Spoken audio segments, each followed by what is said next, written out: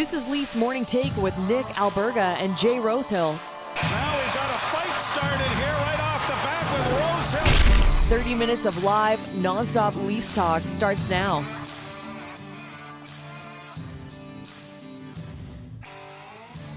Well, here goes nothing. Game 4 tonight. Can the Leafs at least make things a little bit interesting? We shall see. It's the Wednesday edition of Leafs Morning Take. Nick Alberga with you. Jay Rosie will be by for his thoughts on the game. 3 Hits with Rosie's coming up in about 5 minutes from now. Also, Bruce Boudreau returns for another visit on today's show. Can't wait to catch up with Gabby in about 10 minutes from now, get his thoughts on what's transpired so far in the series. And I'm sure, rest assured, he'll be candid with his thoughts on his beloved Toronto Maple Leafs, who again are down 3-0 in this series and find themselves on the brink of elimination in Game 4 of Round 2. It's still unbelievable to me, not even 2 weeks removed from winning their first playoff series in 19 years, that this team, unfortunately, is in this predicament. I don't know if everybody watching or listening right now, whenever you're listening or watching, saw the comments that came out of practice yesterday. And I have in brackets, they're doomed. But first and foremost, here's what Mitch Marner had to say after practice yesterday. You know, I think we've been saying it this whole time. I mean, we don't care what you guys say. We don't listen to you guys outside of this locker room. We're just focused on ourselves and this group in here. How do you deal with pressure at a time like this? Like I said, just don't focus on outside noise. Don't focus on really anything on social media like I've been preaching all year long. And don't listen to what you guys are saying. I don't hear any accountability in his voice. So, like, the passive-aggressive bullshit just has to go. Like, I'm just so tired of this stuff. And at this point, just don't say anything. Like, I think it's such a bold-faced lie to come out in the media and say, hey, we're not paying attention. We're not reading this. Because I know for a fact some guys are. And I also know for a fact, you know, that they definitely see what's going on. Like, you just can't make that claim in 2023 and be serious with, you know, the way you put it forth. I just, again, the juju, the aura, just the way the comments came across from Mitch Marner, we've seen that play before. I just wasn't crazy about it. And then to that, Willie Nylander said, I think it'll be fun tomorrow. Like, who says that? The media asked him why. Because that's when you have to play your best. Like, I don't know, folks. I'm trying to be optimistic and positive about where this team is headed in this series, down 0-3, trying to become the fifth team to come back from an 0-3 series deficit. But then, I won't lie, really, really alarmed to see sort of the commentary and the thoughts and the prognostications, if you will. I just didn't hear the right things. I don't know what the right things even are, but I just want to instill belief in the fan base and the team and everybody around them that this team can actually do it. And nothing I heard or read or was said yesterday leads me to believe that is, the case. I just think they're missing sort of that oomph, that confidence, that killer instinct, that belief, that pride. Look, across the ice at the way the Florida Panthers have been speaking, how they've been playing, it's just a really, really scary predicament this Maple Leafs team finds themselves in heading into Game 4 tonight. And again, I just was not crazy, especially about Marner. Like, just enough with that. Just don't say anything. I don't know why, if it didn't bother him, why was he getting wound up about it? That's my question. But nonetheless, I digress. Remember to subscribe, tap that like button, leave us a review wherever you're checking us out, at the Leafs Nation 401 on YouTube. Additionally, we're available wherever you find your podcasts again. So if you're watching right now and are not subscribed to our channel, I have no clue what you're doing. We have no clue what the Maple Leafs are doing. And maybe if you like and subscribe at the Leafs Nation 401, they'll turn things around and they'll win this series. Okay, so at the Leafs Nation 401, where you could subscribe. Don't forget to visit theleafsnation.com for the very latest on all things Toronto Maple Leafs. Thoughts, comments, questions, or concerns, you can drop us a line in the chat down below here on YouTube. And we'll get to it a bit later on the show. Again, Gabby Boudreau in about 5 or 6 minutes from now. Jay Rose's coming up. But first, let's get over the boards. So I won't spend too much time on this. In practice yesterday, we saw some new lines. We won't know officially until the pregame what configuration they're going to go with. It appears Mark Giordano is going to be the 7th D again. I don't know if they're going to go 11-7, but they went back to the old reliable, if you will, yesterday with Yarncroke, Matthews, Marner, Kerfoot back with Tavares and Nylander. Bunting, I think, better served to play on the third line right now. I want to see some jam from that O'Reilly, Achari, and Bunting line. The fourth line's pretty much been the same for a long period of time.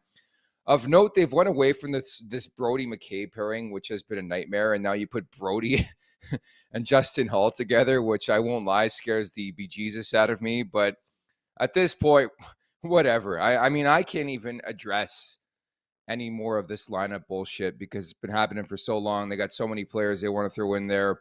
And again, just a complete no-show in Game 3 when the season mattered most. And that's why I think the pressure is on from a fan base standpoint. Nobody expects this team to come back from 3-0, and the numbers would support that, right? So prove us wrong, or maybe prove us right in this scenario. So that's the expectations for Lions for Game 4.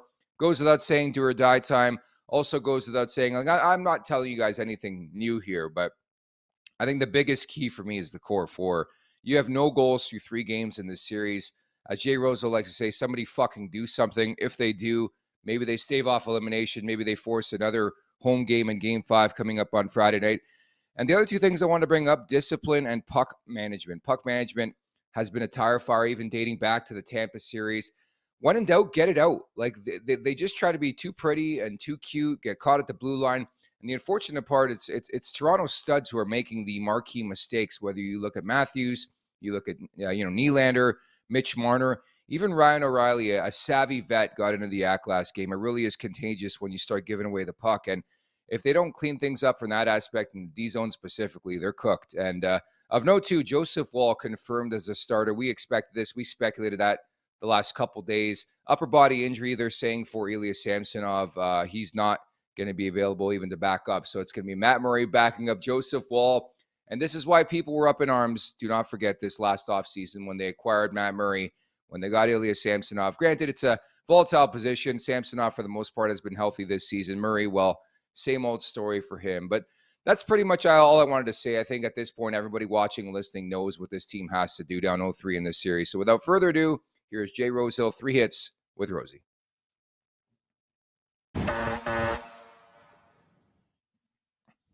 Welcome back to 3 hits. We got a game today, and I know everyone's pissed off, and we don't like where we are, but guess what? We're still playing for the Stanley Cup.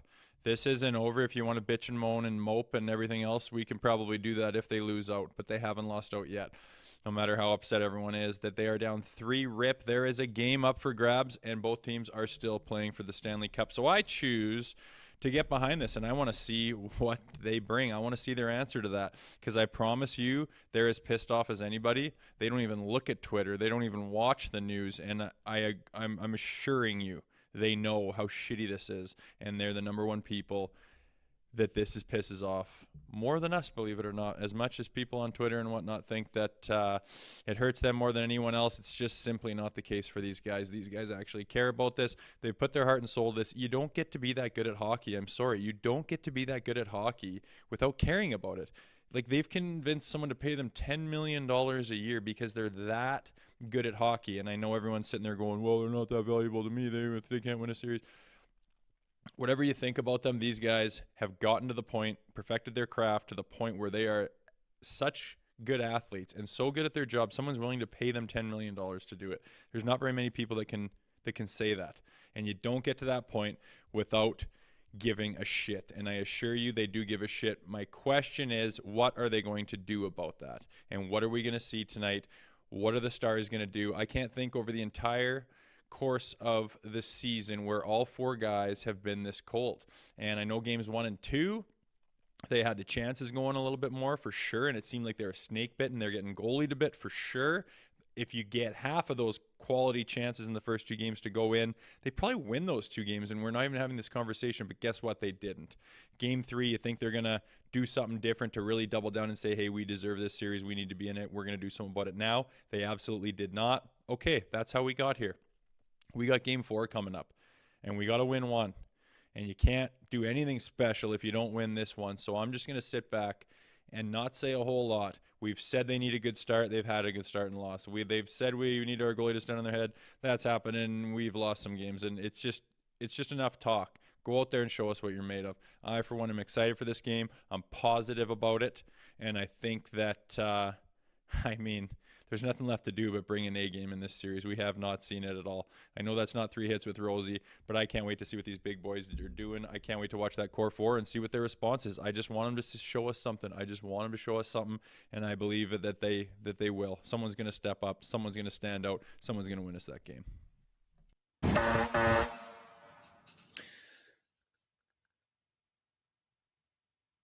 So a very somber Jay Rosehill for 3 hits with Rosie this time around, and understandably so. It's been a It's been a crazy ride to where we're at now in Leafs Nation. The fact that this team finally gets over the hump in the first round, wins in 6 games against Tampa Bay Lightning, and then this is what they put forth here in the second round. But so be it. I mean, rather than dwell on Game 3 and whatever that was on Sunday night, I think it's so vital to just look ahead and try to stay positive and optimistic. Again, it's a tough slope. I mean, nobody's saying it's not. The fact that only four teams in Stanley Cup playoff history have done the unthinkable and have come back from an 0-3 series deficit hasn't been done in like 10 years now. The LA Kings back in 2014. Having said that, this is why they play the games. You never say never. I think it starts with the first one and taking care of business. And then after that, you just stay optimistic and positive that you can continue to keep doing your thing here. So, it'll be interesting and it'll be fascinating. Again, many thanks to Jay Rosehill for stopping by with his comments there. Brought to you by new friends over at Skip. We're happy to tell you about Mitch's Dishes by Skip using the promo code TLN15 in the Skip the Dishes app. You'll get $15 off when you spend $30 or more on Mitch's Dishes.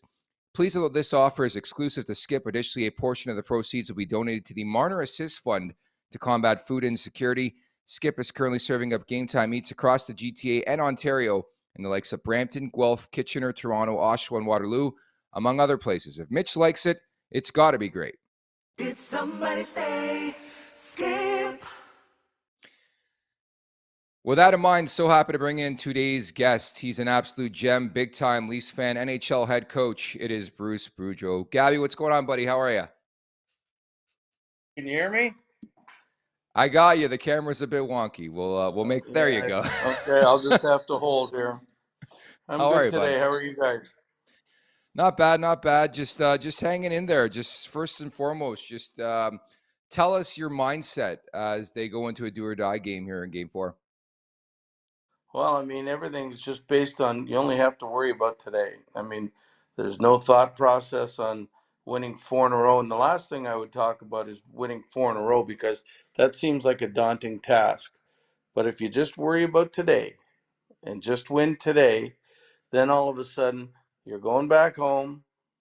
Got to believe that you're going to win at home. And then you'd only have to win one more game on the road and bring it back home. So, but I would just worry about winning today and then take tomorrow as it comes.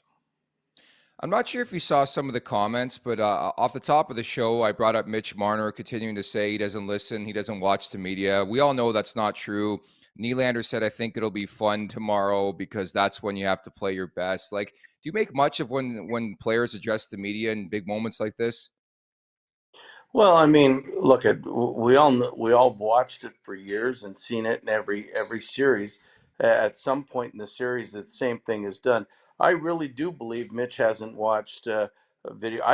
When we were losing, I never watched the news, never read the paper, never listened to the radio sports, never do any of that. I try to keep all that away so I can picture him doing that. But I mean, he knows the situation. He knows there's media around him. He knows the questions that are being asked. So he's been around it long enough to know that he knows what's being printed and said on radio back home. So I mean, he's well aware of that. I mean, and like we say all the time, some guys fear this moment, and it seems like Nylander is embracing the moment, and that's what you have to do. Is if you want it, you want to win, and you want to be the hero because when you're in the driveway, when you're 8 years old, you're always scoring the goal in overtime in Game 7. These are the moments that you want because you want to be the best player on the ice. So I think that's the attitude you've got to take if you want to be successful. Doing something that other people can't do is always a great motivator. That's one of my self motivations, I think, and so that's what it's going to be. And I mean, I believe that they will come out in the first period and tonight. And maybe I'm answering your questions before you ask them, but I mean, I believe that they will come out and they will throw their best effort. And if they don't have a lead after the first period, then I would start to worry a little bit. Gabby, is Florida getting enough credit for the way they're playing in this series? Because obviously in this market, everybody's talking about how dog shit the Leafs have been. Do you think it's a more case of the Panthers being good, or is it somewhere in between here? Well, I mean, I think the Panthers are good. I mean, let's not forget, and everybody knows that they were the President's Trophy winner a year ago. And I mean, they struggled for most of the season, but we've all seen it in sports in every sense of the word, from basketball, football, baseball, hockey, that if you get hot at the right time, and I mean, you can be successful. And this is a good team that wasn't very good most of the year, but are playing to form, and they believe in themselves, and they're not getting enough credit. Look at they. I always, I've been talking to friends around here, and they're saying, "Oh yeah, like I mean, the Leafs are getting beat by an eighth seed." Let's not forget that they had to beat Boston three in a row. And you can complain about Boston not playing as well, but Boston hadn't lost three in a row all year. They've set all kinds of records. To beat Boston, you have to be a good team. I mean, and if I was Florida, I wouldn't fear anybody right now. I mean, you just beat the best team in the NHL, and so anybody else that you play is not as good as them. Yeah, and of course they're getting the goaltending right now. Like just the reality that Alex Lyons started the postseason for the Florida Panthers, and then suddenly Sergei Bobrovsky has found his groove, and he's playing with the Bobrovsky who won, two Vezina trophies back in his career. From a formula standpoint, what needs to be the magic formula for the Maple Leafs team? Like the biggest thing I brought up here in the last couple of days, the core four, like the utter no-show in the first three games is the most mystifying thing I've ever seen in my life. Yeah, I don't understand that. I mean, I don't know any of those individuals um, personally, so it's hard for me to make a statement about or make a thought process of what's happening. But the one thing I know that they have to do is they got to get to the net. I mean, and uh, that's the one thing you hear a lot about, um, the the process. And Paul Maurice has been talking about this. And playoff hockey, it's different. Regular season hockey is totally different from playoff hockey, and usually the pretty plays, the the nice goals, they're not all the time there. It's the gritty goals. It's the getting to the front of the net, the tips, the doing the ugly grunt things that end up scoring goals, and in the end wins. And sometimes I think the Leafs are a little cute, and when you're too cute and you're not shooting and getting traffic in front of Bobrovsky, he's usually going to stop it. So I think that's a formula. I'm sure Sheldon's told these guys, and they're all telling them that this is what's happening. So I mean, they just got to go out and do it. I mean, if look at, I really believe they're a really good team, and that if they come out and they play that way, just like Vegas is a really good team, and they had to go out and prove it to Edmonton in Edmonton after they'd been soundly beaten, that they'll come back and bring this thing to Toronto. I hope so, but I expected that on Sunday and then just nothing. So I have no clue what to expect in this one. The biggest thing I've noticed is Florida's forecheck and their puck pressure. And again, puck management has been a thing. It's been very poor for the Leafs, even dating back to the first round. I can ask you, as a head coach in this league, what are the types of things they can do to combat sort of what Florida's doing forecheck wise and puck pressure wise? Well, I mean, Florida's doing a great job of forechecking, and they're sending two men in on the puck, and they're dislodging it. I mean, I think the Leafs have got to do a little bit what Carolina does, and all Carolina does is they go back and they rim the puck as hard as they can, and the forwards are waiting out at the blue line, and they win the battle at the blue line.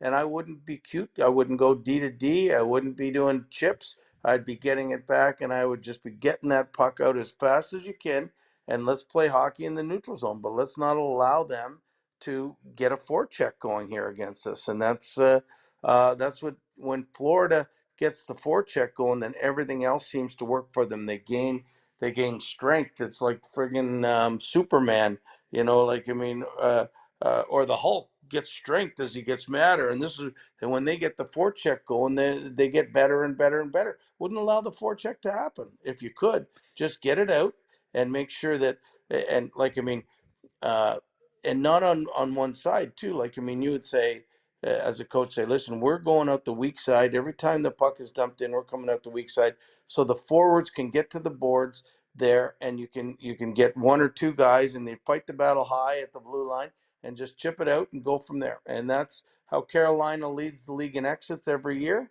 and they're successful at it. So, I mean, something of that nature is what I'd be thinking. I mean, I haven't privy to watching the tapes over and over and over again, but that's what I would do from a guy that's just watching the games. It makes sense, but again, watching that game on Sunday, we've seen it throughout the regular season at bits and pieces. They're lacking that intensity. And I ask you as a head coach, like, I know everybody's different, every generation is different, but how do you breed intensity? Like, they've done everything they've could. That's why if you were to ask me 6 months ago, I'm putting this on the GM. I don't know who to blame now because I think the onus is on the players. You would probably agree. I think the GM's done a great job. I think Sheldon Keefe's an excellent coach, but it seems like whoever it is behind the bench, they've made so many changes. Nobody can step up and do their thing on the ice and play intense and play urgent hockey. Listen, they're being given a really good game plan. I can tell you that. And the onus is on the players at this stage, and the will and the want. And I always use those two phrases. It's the will and the want that's going to get you the success, and the will to win the one-on-one battles and the want to do it. And they can't make them do it. They can't. I'm sure Sheldon has tried everything from berating them to praising them uh, to every other little aspect of it. But the players have got to go out and want it. And that's what I thought Vegas did against Edmonton the other day. They went out and wanted it. They were played with such great discipline. They didn't take any penalties, and that's the case. And the other thing is, and you alluded to it a little bit, is that when you play a game and you don't get any power plays, and I tell my teams this, if we're not getting any power plays, is we're not working hard enough to make other teams pull us down or what have you. And that's what the Leafs have got to do. They got to work to the point where they're making Florida pull them down, slash, get those things. So I mean, but like last game, they got no power plays. When that happens, usually you got no one to blame but yourself because you're not working hard enough to get the penalties created. Everyone's too busy, blaming Lister referee on social media when I think you just look at the team on the ice, and I think you're bang on with that assessment. Lastly, your thoughts on Joseph Woll's first ever postseason start here in Game 4? Well, we're going to see, right? I mean, I thought when he went in against Tampa Bay, um, I think it was the last regular season game in Tampa. I mean, he did an excellent job. I think it was 47 saves or 47 shots on him. This is another little added pressure. I mean, there's so much on the table for him. He's playing for next year right now. Can I be the starter next year? If I do good, they're going to want me. If I crap the bed, is this something where they're going to have to go out and get a free agent goalie because they don't have faith in me? So there's a lot of pressure on this young man, and but he looks like he's come through in the past, and I expect him. It's not like he's just got called up and he's thrown in. He's been with the Leafs for a while now, so I think the Leafs have faith in him. I think he'll do well. I don't think he will be the reason the Leafs lose for sure. He might be the reason the Leafs win, but he won't be the reason the Leafs lose. Well, my friend, you always come through for us, and we're always so thankful for you to take some time here on the show. Appreciate it, and hope we have more of a conversation moving forward, and the Leafs are still in this thing. But obviously, it's a daunting task for this team. Thanks for this. No problem. Look forward to talking to you again. Sounds good, bud. Take care. Okay, bye-bye.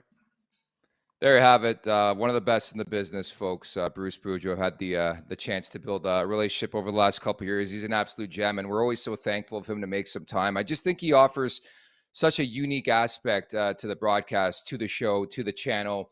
Just what's going on behind the scenes with Sheldon Keefe. Obviously, Gabby's a big-time Maple Leafs fan. I think it's so hilarious that he'll be coaching like Vancouver or Minnesota or Washington, and he's never shied away from the fact that he still watches the Maple Leafs games. And I just, for one, would love to see Gabby Boudreau return home in a coaching capacity, in some type of capacity with this Toronto Maple Leafs team, because he has that passion. He has that pride. And I think he's earned his opportunity to maybe be that guy to finally put this team over the hump. But a story for a different day. I believe in Sheldon Keefe. I believe in Kyle Dubas. I think they've done all they could. I said this in the interview. I mean, at some point in time, the blame has to be placed somewhere else, and there's scapegoats in this league. And, obviously people will take the fall for this if they can't come back and find a way to win this series. But it comes down to the players for me. And maybe that's on the GM for putting the players together, but you can't play the games. Again, if you were to pull me like a year ago, I would have said Kyle Dubas for sure.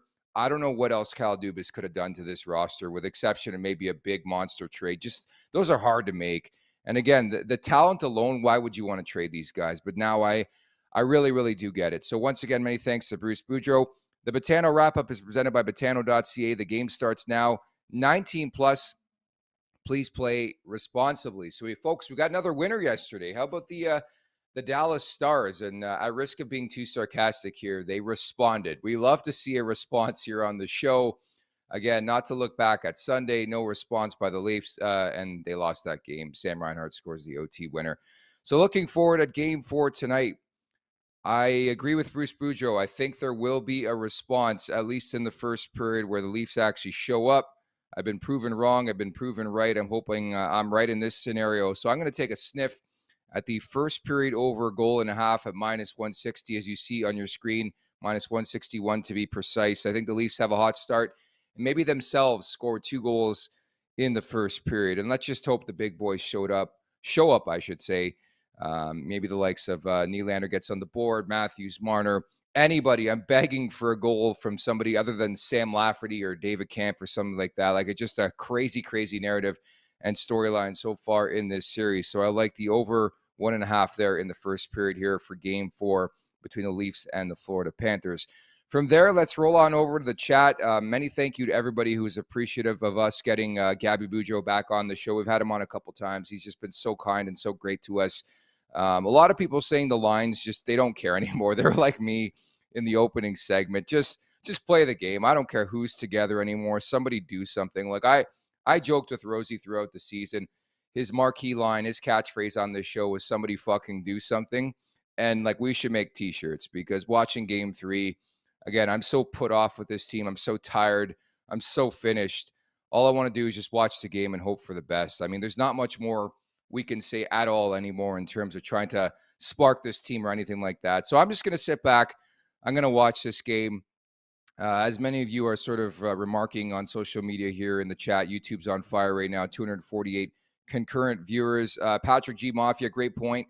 Wall has a great opportunity. It goes without saying. I think obviously he's in the future plans of this team, but it also says something of how much stock and stake you put in Matt Murray last offseason. And yeah, he is an option, and he is not playing in the biggest game of your season. Speaks for itself. And maybe it's an indictment on Joseph Wall, how much of a success story he's been for this Maple Leafs team this season. But it is what it is. I have confidence. I have faith in Joseph Wall. As I've said the last couple of days, I don't think it matters or mattered who was in between the pipes on Sunday. They were going to lose that game because they just completely no-showed. Patrick G. Mafia, again, we win 9 periods. It's Game 7. I like the optimism. I really, really do. And I'm trying to get behind that again. I just look at Sunday and I'm like, man, oh man, it was just tough. The most important game of the season, and you couldn't rise up to the occasion. Duke 2.0, what a sweetheart. Couldn't agree more. Doing it for fun. 888. Traffic, more shots. I agree. That's exactly what Gabby Boudreau said. They got to make life difficult for Sergei Bobrovsky, especially now that he's locked in.